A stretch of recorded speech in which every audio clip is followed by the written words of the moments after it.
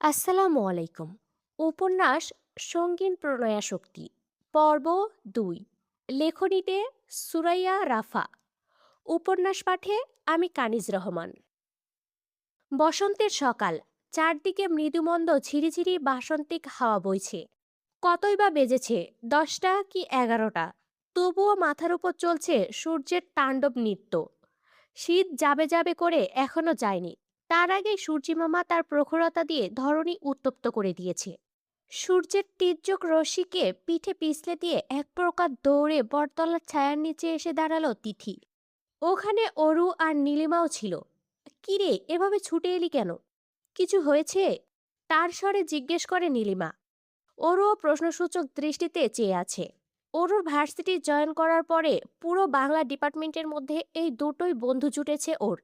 তার মধ্যে ওই ইন্ট্রোভার্ট। নীলিমা যাও মোটামুটি একটু চুপচাপ থাকে, কিন্তু তিথি মোটেই চুপচাপ স্বভাবের মেয়ে নয়।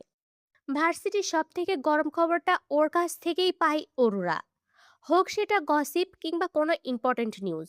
এছাড়া ডিপার্টমেন্টের অন্য ব্যাচমেটদের সাথে অরুর মুখ চেনাচেনি আছে কিনা সন্দেহ। কিভাবে বা থাকবে, ভার্সিটি জীবন নড়বড়ে ওর। অ্যাটেন্ডেন্সের জন্যও পর্যন্ত ভার্সিটি আসতে দেয় না অনু। তবুও আপার বকুনি ঝুঁকুনি খেয়ে মাসের মধ্যে দু একটা বার পা রাখে ভার্সিটির চত্বরে। যদিও সেটা পড়াশোনার জন্য নয়, বরং পছন্দের শ্যামপুরুষকে একটা নজর দেখার আশায়। সবার আড়ালে তার মুখখানা হৃদমাঝারে স্ক্যান করে নিলেই শান্তি ওর। নীলিমার প্রত্যুত্তরে তিথি হাঁপাতে হাঁপাতে বলল, পানি দে দোস্ত, তারপর বলছি। নীলিমা ব্যাগ থেকে পানি এগিয়ে দিলে ঢকঢক করে পানি পান করে দম নেয় তিথি। আহ, এতক্ষণে প্রাণটা ঠান্ডা হলো। কি হয়েছে বললি না তো? আবারও জিজ্ঞেস করে অরু। তিথি এগিয়ে গিয়ে অরুর হাত ধরে বলে, ও হ্যাঁ, তোর কাছেই আসছিলাম অরু। কাল ভার্সিটিতে কেন এলি না বলতো? তাহলেই তো সব জানতে পারতি। কি হয়েছে একটু খুলে বল। তাছাড়া কেন আসেনি সেটা তো তুই জানিসই। তাহলে নতুন করে কেন প্রশ্ন করছিস তিথি? কাল নিখিল ভাইদের সমাবর্তন অনুষ্ঠান ছিল। নিখিল ভাই সেরা ছাত্রত্বের পুরস্কার পেয়েছে। নীলিমা স্বস্তির নিঃশ্বাস ছেড়ে বলে, ও, এটা তো ভালো কথা। তারপর আরও একটা ঘোষণা হয়, আমি পরে সিনিয়রদের থেকে জেনেছি। ওরও সচকিত হয়ে প্রশ্ন ছুড়ল, কি? নিখিল ভাই মাস্টার্স করবে না। উনি হায়ার স্টাডিজের জন্য স্কলারশিপ পেয়েছে। খুব শীঘ্রই ইউএসএ চলে যাবে। ওরও চমকায় না, কোনো রকম প্রতিক্রিয়া করে না। অস্বস্তির লেশমাত্র নেই ওর মুখশ্রীতে। খুশি থাকার একমাত্র কারণটা হারিয়ে যাচ্ছে। ও কি আদৌ ঠিক আছে? ওর ভেতর যে অস্থির ঝড়ো হওয়া শুরু হয়ে গেছে। মনে হচ্ছে হৃদয়টা শক্ত করে খামচে ধরেছে কেউ। গলাটা শুকনো কাঠে পরিণত হয়েছে। তবুও থমথমে মুখে ছোট্ট করে অরু জবাব দেয়, ও। এটুকু শব্দ উচ্চারণে অরুর অগ্নিস্ফুলিঙ্গ উগড়ে দেওয়ার মতো কষ্ট হলো। তবুও বান্ধবীদের সামনে মুখের মিথ্যা হাসিটা ঠিকই ধরে রাখলো। কারণ আর যাই হোক, একপাক্ষিক ভালোবাসা কিংবা আধুনিক শব্দে বলতে গেলে ক্রাশকে হারানোর জন্য কান্নাকাটি করে ভাসিয়ে দেওয়া কিংবা সবাইকে বলে বলে সিম্প্যাথি কোরানোর মতো আত্মসম্মানহীন মেয়ে অরু নয়। এমনিতেই ওর মায়ের অসুস্থতা নিয়ে অনেকেই করুণা দেখাতে আসে, যা ওর শরীর জ্বলন ধরিয়ে দেয়। অরুর করুণা মোটেই পছন্দ নয়, তবে নিজ অধিকারের ক্ষেত্রে সর্বদা সতর্কও। যা ওর সেটা ওরই। কিন্তু নিখিল ভাই, সে তো ওর নয়, কোনো কালে ছিলও না। ওই কেবল একতরফা ভালোবেসে গিয়েছে। নিখিল ভাই তো ওকে ছোট বোন ছাড়া কিছুই ভাবে না। শুধু ওকে কেন, ছাত্র নেতা হিসেবে সব জুনিয়র মেয়েরাই তার ছোট বোনের সমতুল্য। ওরও আলাদা করে তো কিছুই নয়। ক্যাম্পাসের দিকে দেখে নিখিল ভাই আসছে। তিথির কথায় অরুর দিবাস্বপ্নের ভাটি পড়ে। তড়িৎ গতিতে ভাবনার জগৎ থেকে বাস্তবে বেরিয়ে দেখতে পাই ক্যাম্পাস থেকে গেটের দিকেই এগিয়ে আসছে নিখিল ভাই। কালো ডেনিমের সাথে নীল পাঞ্জাবিতে কি সুন্দর লাগছে তাকে। কাঁধে ঝুলে আছে ল্যাপটপের ব্যাগ, কানে হেডফোন। সেদিকে একধানে তাকিয়ে তিথি বলে, কি এত গান শোনেন উনি? কাঠফাটা রোদে উজ্জ্বল শ্যামলা চেহারাটা জলজল করছে তার। মুখে লেগে আছে সেই সুন্দর হাসিটা। ওরু চোখ বন্ধ করে বলতে পারে এই ইনোসেন্ট দেখতে ছেলেটার প্রেমে পড়ে যাওয়া কোনো মেয়ের জন্য চুটকির ব্যাপার মাত্র। নিখিল ভাই ওদের সামনে আসতেই সবাই একযোগে সালাম দিল তাকে। সিনিয়র বলে কথা। সালামের জবাব দিতে নিখিলও একটু থামলো। সামনে না গিয়ে ওদের দিকে কয়েক কদম এগিয়ে আসলো। নিখিল ভাই ওদের দিকে আসছে দেখে অরু নীলিমার পিছনে গিয়ে গুটিসুটি হয়ে দাঁড়ালো। কেটে ফেলার ডগার ন্যায় কেমন নেতিয়ে পড়েছে ওর শরীরটা। আরে অরোরা না? লিখন ভাইয়ের আকস্মিক সম্বোধনে ধরা পড়ে যাওয়া চোরের ন্যায় হুড়মুড় করে সামনে তাকায় অরু। হ্যাঁ সূচক মাথা ঝাঁকিয়ে বলে, জি জি ভাইয়া। ভালো আছো তো? এখন আর রাস্তা পার হতে ভয় নেই তো? কি সুন্দর অমায়িক কথার ধরন। আরও একবার হোঁচট খায় অরু। নিখিল ভাই কিছু জিজ্ঞেস করেছে অরু, উত্তর দে। তিথির ধাক্কায় সম্মতি ফিরে পেল অরু। তারপর হ্যাঁ না দুদিকেই মাথা নাড়াতে থাকে।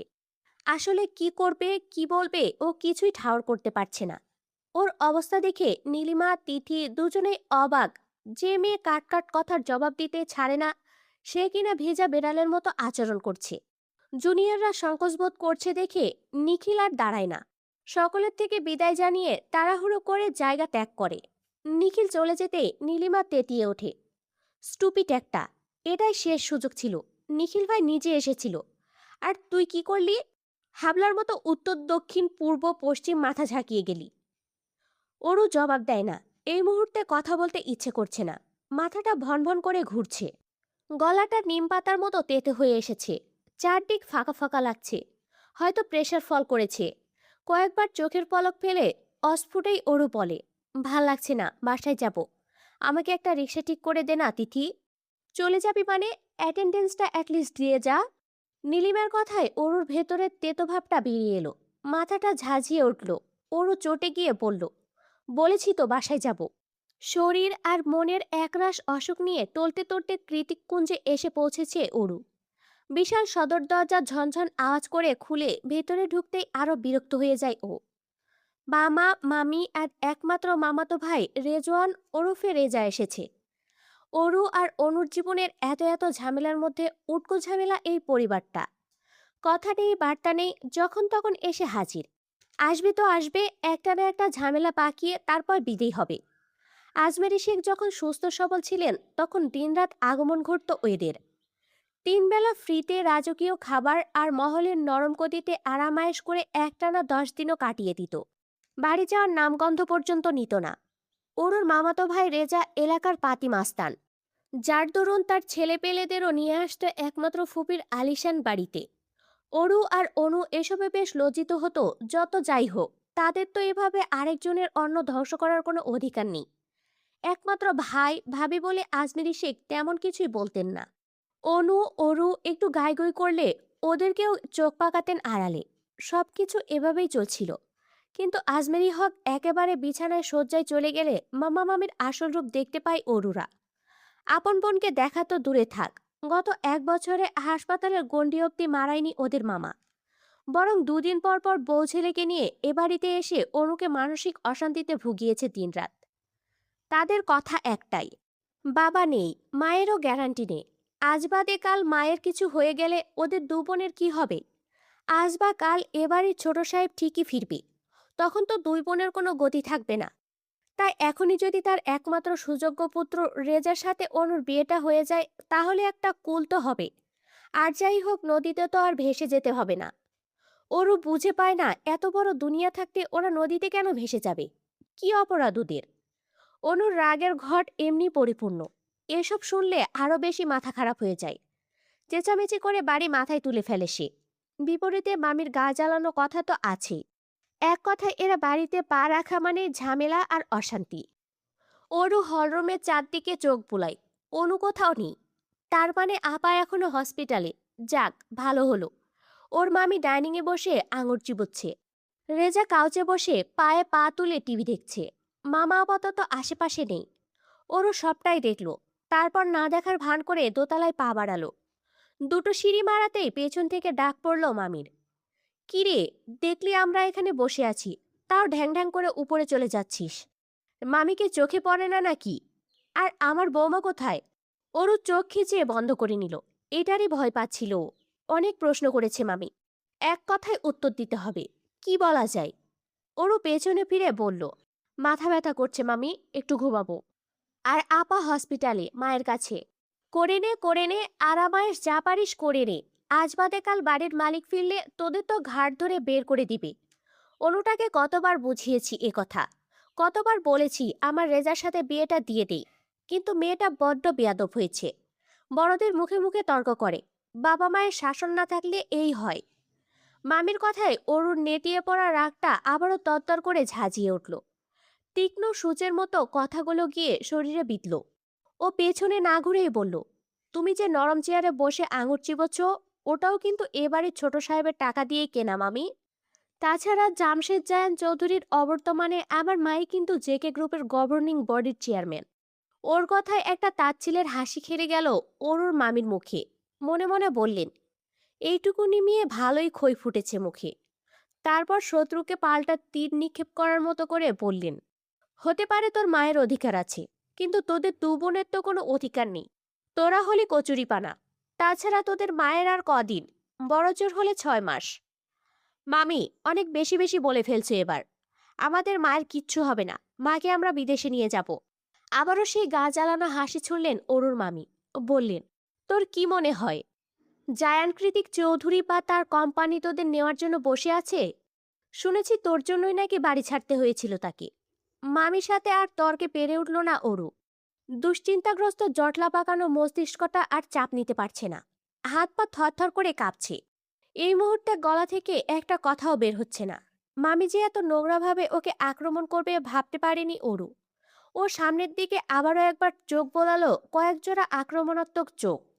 মনে হচ্ছে চোখ দিয়েই ওকে ভস্ম করে দেবে এরা। ও আর এক মুহূর্তও হলরুমে দাঁড়ালো না। সিঁড়ি ডিঙ্গিয়ে দোতলায় নিজের রুমে গিয়ে সপাটে দরজা আটকে দিল। ভেতরটা ছিঁড়ে যাচ্ছে। অসহায়ত্ব চারদিক জংলা আবরণের মতো ঘিরে ধরেছে। মামির তর্কের আঘাতে নিখিল ভাই চলে যাওয়ার কষ্টটা যেন নুন মরিচের ছিটা। আর ভালো লাগছে না। নীলিমা আর তিথির মতো জীবনটা স্বাভাবিক কেন হলো না ভাবছে অরু। কেন ওর জীবনে এত দায়বদ্ধতা? কেন নিখিল ভাইয়ের প্রতি ভালো লাগাটা নিজের মাঝে খুব সহজে তুলে ধরতে পারল না ও? এটা কি শুধুই অন্তর্মুখী হওয়ার দরুন, নাকি পরিবারের টানাপোড়েন আর দায়বদ্ধতা? নিখিলের চলে যাওয়া ভাবতে ভাবতে অরুর মনে পড়ে যায় নিখিলের সাথে প্রথম দিনের সাক্ষাতের কথা। এই তো কয়েক মাস আগের কথা। ভার্সিটিতে অ্যাডমিশনের জন্য এসেছে অরু। মায়ের অসুস্থতায় ঢাকা বিশ্ববিদ্যালয়ের মতো অত বড় বিদ্যাপীঠে পড়ার সুযোগ হয়নি অরুর। মোটামুটি প্রস্তুতি নিয়ে যতটুকু পেরেছে তাতেই গুছোতে সুযোগ হয়েছে। আজ কাগজপত্র নিয়ে এসেছে, সবটা জমা দিতে হবে তাই। শীতের সকাল, ঠান্ডাটা পুরোপুরি জেগে না বসলেও মিষ্টি রোদের মৃদু আলোতে ভালোই আরাম লাগছে। সকাল হতেই অফিসগামী সারি সারি গাড়ির বহর ছুটছে রাস্তা জুড়ে। ঢাকা শহরে বেড়ে ওঠা হলেও একা একা রাস্তাঘাট পার হওয়ার অভ্যাস নেই অরুর। সেই দরুন তখন থেকে ভার্সিটির রাস্তার বিপরীতে অসহায়ের মতো দাঁড়িয়ে আছে সে। কখন রাস্তাটা একটু ফাঁকা হবে আর ও দৌড়ে রাস্তা পার হবে। অনেকে তো গাড়ির ফাঁক ফোকর দিয়েই চলে যাচ্ছে, কিন্তু ওরও সাহস হচ্ছে না।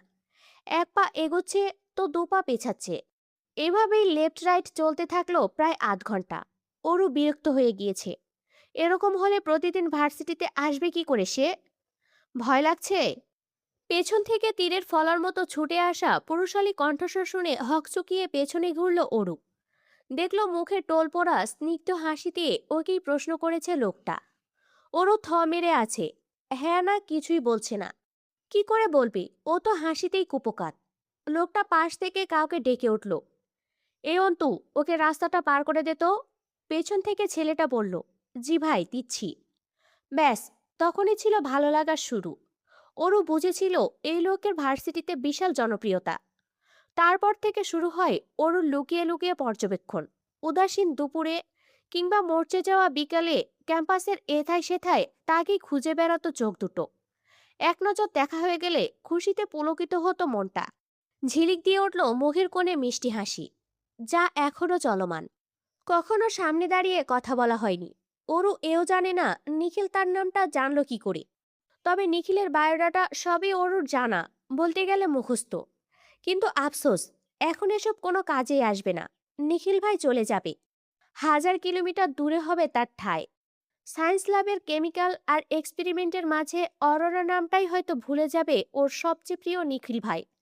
আর কখনো দেখা হবে কিনা তারও গ্যারান্টি নেই। ভাবতেই চোখের কানিসবে তপ্ত নোনা জল গড়িয়ে পড়ে অরুর। তুমি যদি আমার না হও, তবে সুখের অসুখ তোমাকে জ্বালিয়ে পুড়িয়ে ছারখার করে দিই। বোকা ওরও তখনও জানতো না ওর জন্য কেউ এর থেকেও বিষাক্ত ভালোবাসা নিয়ে দিনের পর দিন অপেক্ষার প্রহর গুনছে।